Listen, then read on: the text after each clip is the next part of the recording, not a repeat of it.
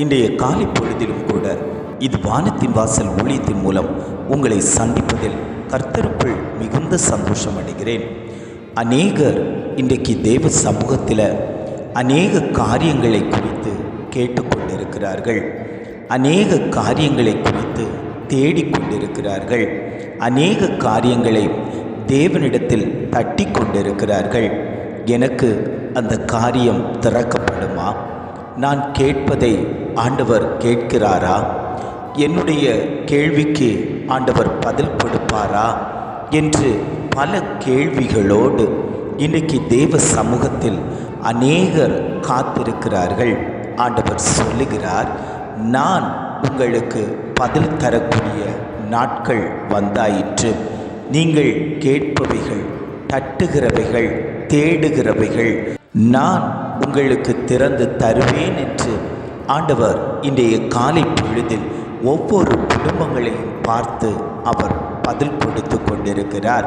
இன்றைய காலை பொழுதிலும் கூட ஆண்டவர் நமக்கு தரக்கூடிய நல்ல வார்த்தை என்னவென்றால், மத்தேயு 7ஆம் அதிகாரம் 7ஆம் வசனம் இவ்வாறாக சொல்லுகிறது, கேளுங்கள் அப்பொழுது உங்களுக்கு கொடுக்கப்படும், தேடுங்கள் அப்பொழுது கண்டடைவீர்கள், தட்டுங்கள் அப்பொழுது உங்களுக்கு திறக்கப்படும்.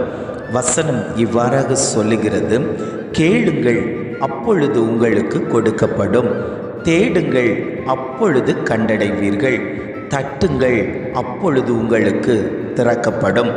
யாரெல்லாம் தேவ சமூகத்தில் கேட்கிறார்களோ அவர்களுக்கு தேவன் கொடுப்பேன் என்றும், யாரெல்லாம் தேவ சமூகத்தில் இருந்து ஆண்டவரை தேடுகிறார்களோ அவர்கள் கண்டடைவார்கள் என்றும், யாரெல்லாம் தேவனை தட்டி கொண்டிருக்கிறார்களோ அவர்களுக்கு தேவன் திறந்த வாசலை திறந்து கொடுப்பேன் என்றும் குடும்பங்களை பார்த்து வாக்குத்தத்தமாய் அவர் பேசிக்கொண்டிருக்கிறார்.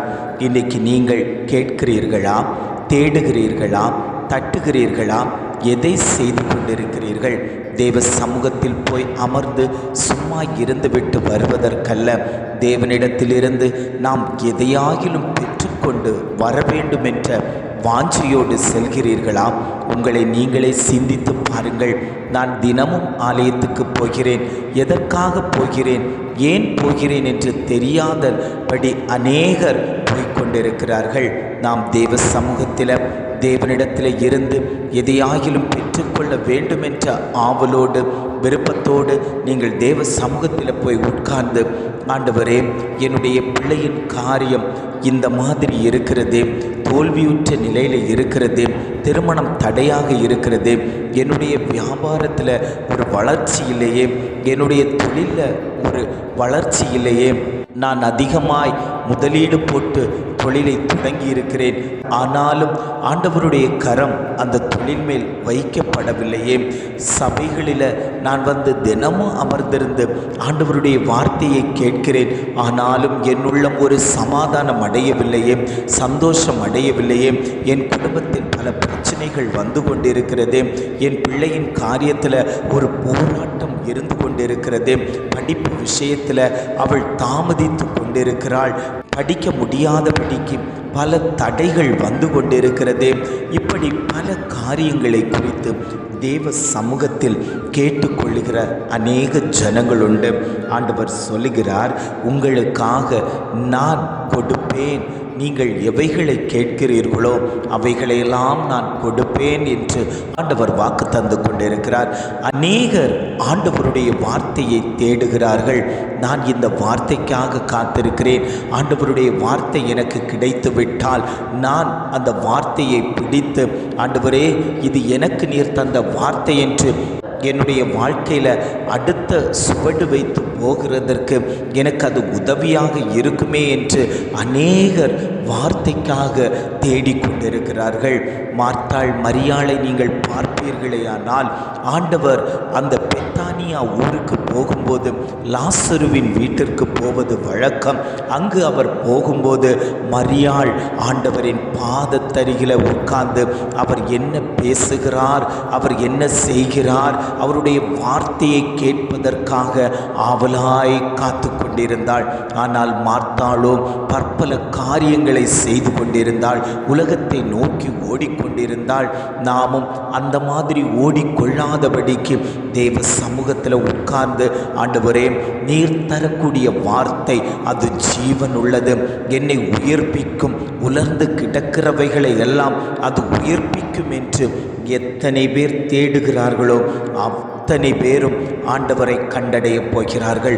அவர்களுக்கு ஆண்டவர் தரிசனம் கொடுக்க போகிறார், சொப்பனத்தில் பேச போகிறார், அவர்களுக்கு ஆண்டவர் அற்புதங்களை செய்ய போகிறார். இன்னைக்கு அநேகர் ஆண்டவரிடத்தில் தட்டி கொண்டிருக்கிறார்கள், ஆண்டவரே கதவை திறங்கப்பா, நான் பரலோக ராஜ்யத்துக்குள் வர வேண்டும், என் பாவ அசுத்தங்களை விட்டு நான் பரலோகத்தில் வர வேண்டும், என்னுடைய மாம்ச கிரியைகள் அழிக்கப்படட்டும், ஆவியின் கனி எனக்குள்ளாடி ஊற்றப்பட வேண்டும் என்று ஆண்டவரை தட்டி கொண்டே அவரை தொந்தரவு செய்து கொண்டே இருக்கக்கூடிய அநேக ஜனங்கள் உண்டு.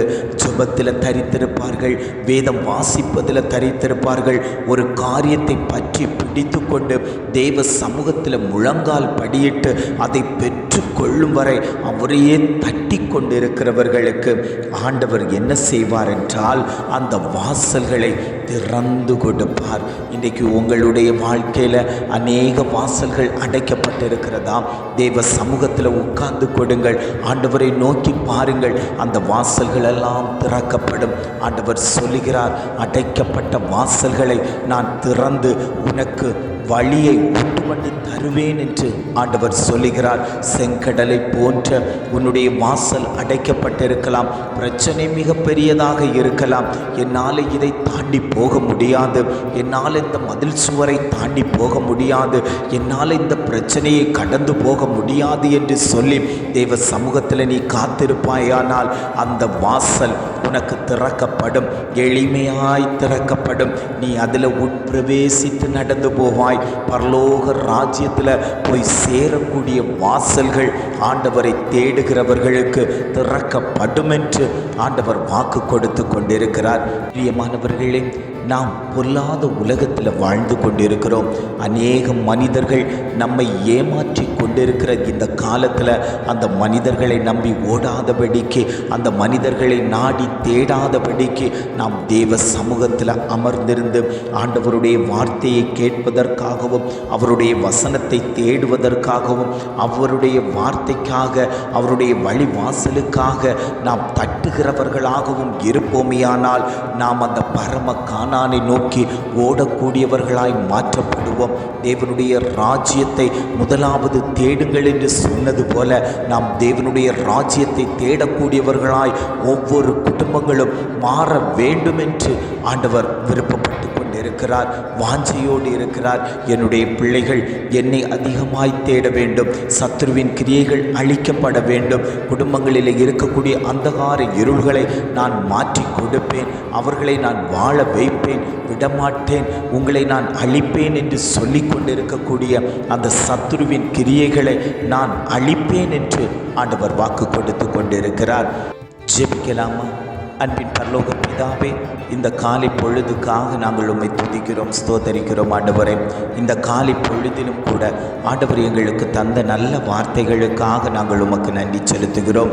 ஆவியானவரே, கேளுங்கள் அப்பொழுது உங்களுக்கு கொடுக்கப்படும், தேடுங்கள் அப்பொழுது கண்டடைவீர்கள், தட்டுங்கள் அப்பொழுது உங்களுக்கு திறக்கப்படும் என்று நல்ல ஒரு வார்த்தை தந்திருக்கீங்க. ஆண்டவரே, இத்தனை நாட்களும் உம்மை தேடாமல், உம்மை கண்டடையாமல், உம்மிடத்தில் கேட்காமல் நாங்கள் இருந்திருக்கிறோம். ஆண்டவரே, இந்த வார்த்தையை கேட்கும்போது ஆண்டவரே உம்முடைய சமூகத்தில் உட்கார்ந்திருந்து எங்களுடைய காரியங்களை பகிர்ந்து கொள்ள ஆண்டவரே மனிதனிடத்தில் நாங்கள் சொல்லக்கூடாது. ஆண்டவரே, தேவ சமூகத்தில் ஊற்றி கொடுக்கிறவர்களாய் எங்களை மாற்றும்படியாய் நாங்கள் ஜெபிக்கிறோம். ஆண்டவரே, எந்தெந்த காரியங்களுக்காக ஜனங்கள் கேட்டுக்கொண்டிருக்கிறார்களோ, விண்ணப்பம் வைத்து கொண்டிருக்கிறார்களோ, அந்த விண்ணப்பங்களை எல்லாம் தேவன் கேட்டு பதில் கொடுக்கும்படியாய் நாங்கள் ஜெபிக்கிறோம். ஆண்டவரே, ஆண்டவரே, உம்முடைய சமூகத்தில் இருந்து பெற்றுக்கொள்ளக்கூடிய வார்த்தையாக இருந்தாலும் சரி, அந்த வார்த்தை அவர்களுடைய குடும்பத்தில் போய் கிரியை செய்யட்டும் ஆண்டவரே.